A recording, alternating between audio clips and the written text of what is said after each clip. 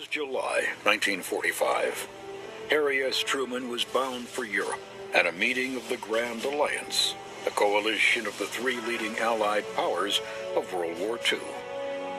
The American president was poised between two of history's greatest battles, the World War that was ending and the Cold War that would replace it. Monumental issues confronted Truman and his wartime partners. The control of defeated Germany, post-war boundaries, winning the war with Japan, securing a lasting peace for Europe. There's not one piece of territory or one thing of a monetary nature that we want out of this war. We want peace and prosperity for the world as a whole. Victory over Germany had restored peace to Europe, but it was already threatened by a growing rift between the partners themselves.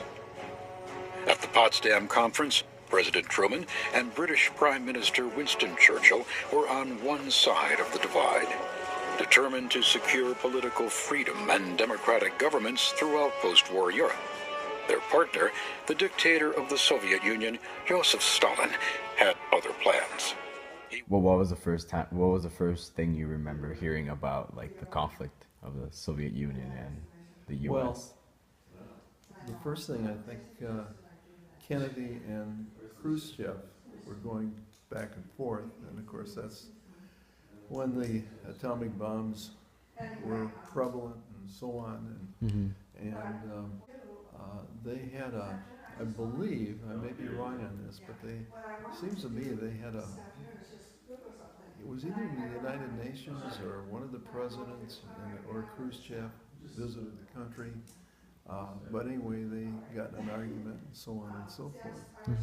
And it was at the same time that Cuba had Castro as this rebel and so forth, and he organized his group. Fidel Castro whips up a furor in Cuba, charging the United States with arming and training mercenary forces for an imminent invasion. He calls out some 200,000 militiamen for training and guard duty at key points throughout Havana in a move timed to coincide with the landing of about 1,400 American Marines at the Guantanamo Naval Base for a weekend of liberty after training exercises in the Caribbean. Castro's invasion scare also enlivens the eve of a debate in the United Nations on Cuban charges of aggression by the United States. Meanwhile, in Moscow, an expert at fishing in troubled waters reels out the line of friendship to a group of newsmen and women from Cuba, present at the invitation of the Soviet Journalists League. Khrushchev happily receives a gift of the Cuban flag as he lines up with a solid endorsement for the home-brewed anti-Americanism of Fidel Castro, the Soviet sole Western Hemisphere ally.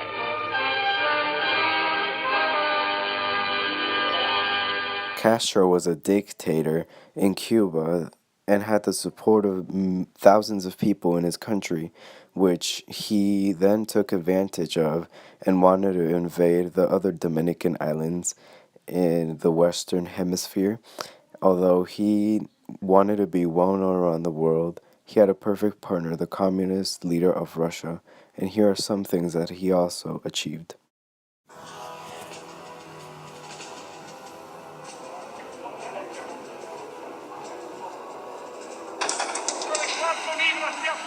He survived secret CIA plots, undercover mafia assassination attempts, and even the threat of nuclear annihilation. The weapons of war must be abolished. He turned Cuba from a colonial paradise into a player on the world stage. Our troubles in this hemisphere are being generated by Castro's Cuba. This is the story of Fidel Castro, a communist icon who's ruled Cuba for half a century.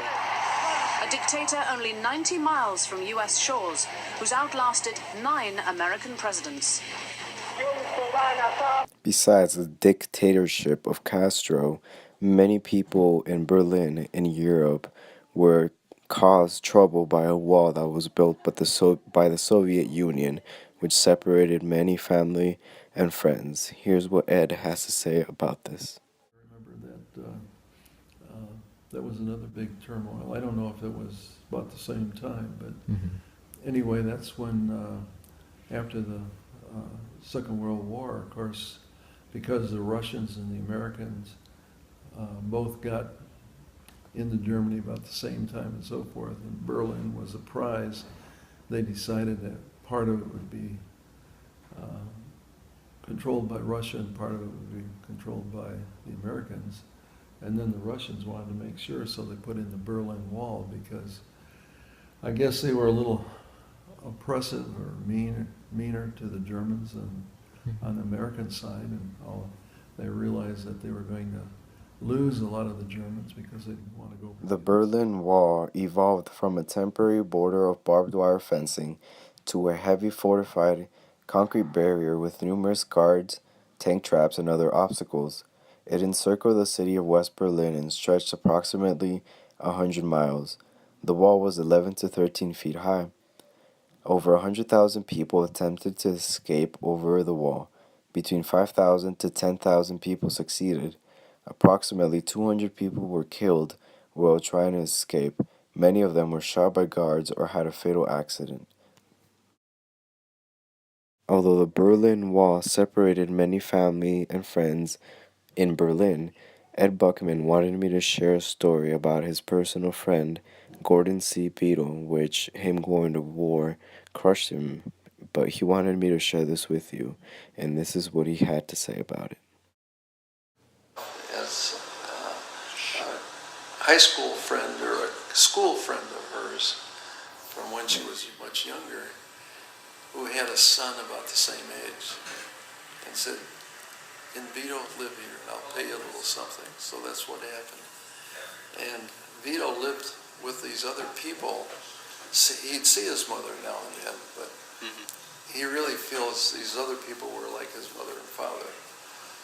Anyway, to make 14 years old, I think he was still in high school. He may have been a senior in high school, but when he was 17 years old, he went to his mother and said, "I want to join the Army." She says, "Over my dead body." He thought, I went to the wrong person. He went to his stepfather, who of course is an Army man. Said the same thing. He said, "Sure, I'll sign." So he signed, got his wife to sign, and he went into the military. And the condition he had when he went into the military, we weren't involved in Vietnam at the time, was just before Vietnam came about. He wanted to go back to Europe because he could speak fluent German. Austria speaks German. So he wanted to go back there to these people who really raised him. I mean, he felt they were more his parents than these other two.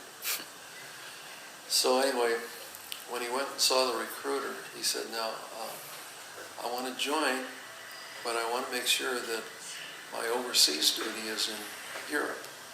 And the guy said, "No problem, no problem."